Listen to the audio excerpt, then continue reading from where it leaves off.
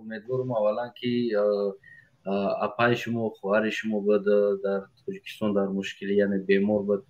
امیدوارم که خوب شده باشن و دعا میکنیم که همه وقت شفای کامل میتن و نزدیکان شما میفهمم چقدر بگم این روزا قین هستن، خیلی روزا.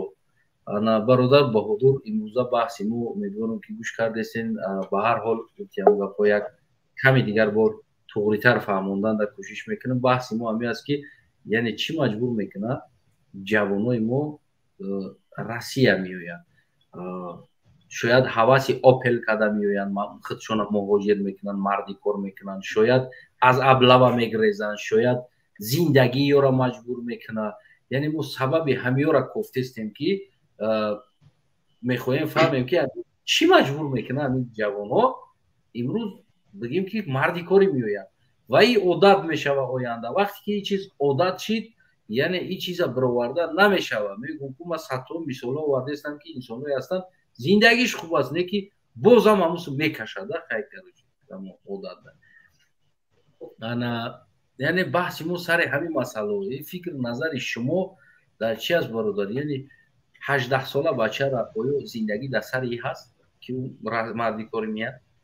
یعنی چی است؟ پدر داره، مادر داره، اکا داره، دودر داره، پدرش مردی کار در روسیه است، اکاش در روسیه هست، نون خوردن داره، همه را داره در خونش. یکی باز همون پدرش اکاش همون بگم سیمش هم میگیرن میان. اگر چهارمش بچه باشه که او هم 18 ساله شوه، 18 ساله 18 17 سالگیش ده او را هم روسیه میگیرن میارن. من خودتونم فکر کنم میدونین که چند تا را یک تا را نگی همراه دو تا یا سه تا فرزندش در روسیه هستن.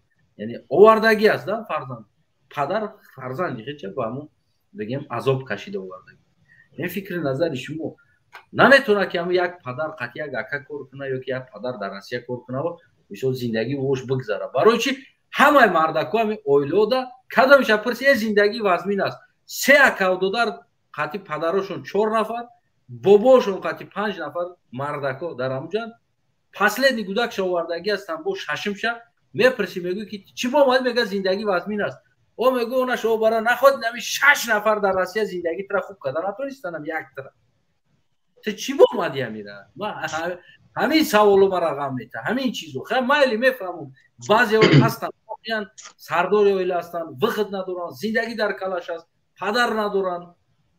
بگیم این حالت ها میشوه بسیار قطعی تقویش اومدگی است. دیگر که میدونم خیلی آدم هم هست یکی اینه خیلی شرایط این سیتواسیونش نفهمیدیم. همیورا کی مجبور میکنه 5 کس در روسیه ششم شو آورده است تو چی با اومدی بچه یوش میگه زندگی نمیگذره در همین سوالو در برادر جواب گفتیم. اگر فهموتر گرد باشه فکر نظر شما رو هم بخوایم فهمیم. سلام علیکم بویا بوریا برادر حسنه، برادر امردین، برادر ایمانویل. این امردین همون طرفی کی باشه؟ امام علی؟ برادر بست برادر جون، برادر ایمانویل تغییر نکن. برای که من برای چی بگم در هممون ایمونیمون تغییر میکنیم در این برنامه.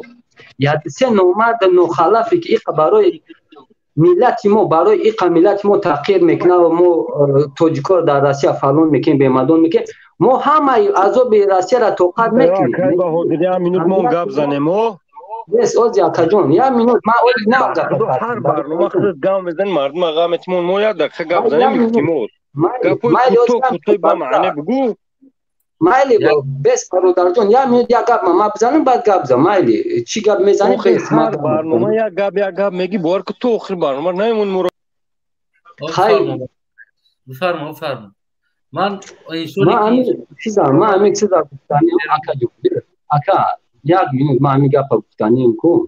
مایلی همه ای در تاجیکستان کار نباشه همه ما با روسیه را میایم کو. امروز چی گفتنیم ما؟ خیلی مشکلی آدم در تاجیکستان حل نمیشه. یک از خونه در گرفتن برای گلکستان شه، یک از یگان زندگیش پیش بردن، یک از ماشین میخواد بگیره نمیتونه کار کنه. برای اویلو که نو چیز داره. امروز ما میگه در کار چی کاری کنیم نکنیم باید همه ای عذابا را پس پشت کنیم. خطیب کارگرای ارگانی ما برای 2 نمبر 4 نمبر دیگه در اینترنت برآمدن ما را تحقیر کردن. ملت ما را کو نوارا بیایم بقپن ایامی روسیه.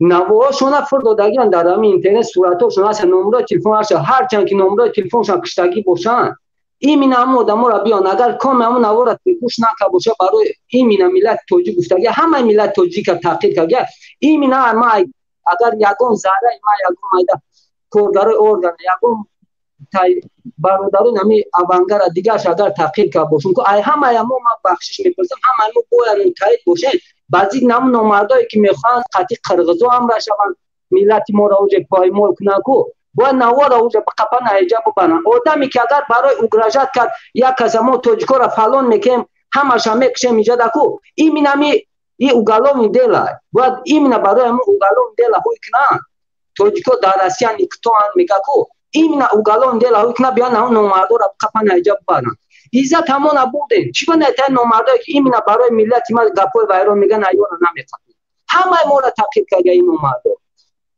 نامرد این ملت چیز ملت نداره 4 نامرد یارو من ملت چون رکلام نمیکنم در دمونه وان برادرای من هستن ما قدیو رنگ نون نمخته هم وضع بیزور منکدی باورکه دلیل کمی برادرای چند بوره معنی نمیگی خردوخی ما این گپی پیمانه میگم تخب شو تا بجب گپی پیمانه باشه برادر اکایا من همه بیزور صحبت ابتش اکای بودوریت صحبت سروش نو قبول گبزا برادر ما تو بگه هکو اکا اکا با حضور نوشترگی دوخی کرو تو بگه امیگه دیگه کن تو سارمینت مون گفت نوخی آدم دیگه در توجیکستان کار نیست برادر مرده گردون چی جوری ما همین روزا چند کسو از توجیکستان فهمی که بندگاه ما را 1000 پرتو ما را 3000 پرتو ما به خدا قسم ما در بانک کار نمیکنم من در درون استرویکا کار میکنم که امورا بچه چیزم یوردم میکنم میگه گنده آیومگیم پشایمون شدگیم کار نیست میگه میگه خیلی برادر بودر یا کار میکنیم اگر که شما نباشین و چی کار میکردن چی فکر دارین شما چی کار میکردن همون میموردن اگرش نگیده چی نمیشید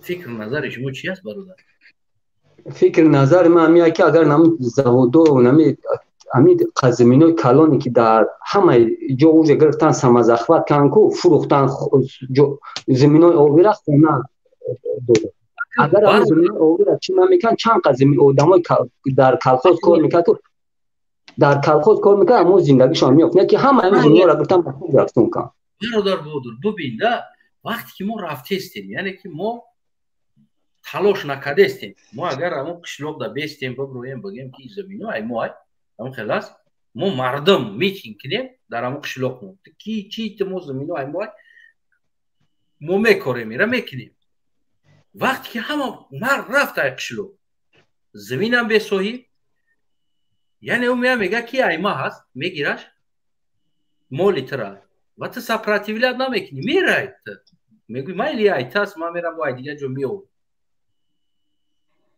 ای بی ما همینجا هست یکون چیزیو که همه دیگه ای بی ممالی گرفته است خیلی یعنی در فوتبال ببین یک کس همین توپ میبره باید ورته بزنه ورته هیچ میده و اوس میده که توپ بقبوفی ورته از برای داو پاره ورته بشینه خیلی گه که اوورد شک توپ بزنش میزنه میره همون اوورده زده استایمو رفته استایمو خوب پراده میگیم خیلی زدم بگیم گل ایتای اینجا مو میگون خدمونا کومو پروستا برادر بودری یک چیز مو خدمونا نمی مظلوم جبر دیده کراچی مو یگون عیب نداریم هم عیب ممالی دایده bu problema dar که جواز خیجا عیب مو بدگیست خی و خدوان هم میگه که مثال ظالم و مظلوم استاتیاش برابر است یعنی ظالم کی ظلم کرد مظلوم خپیست اینجا ما هم البته یک گناه داریم کو یعنی همه ایده ممالی عیب نداره یا عیب ما خاموشی مون است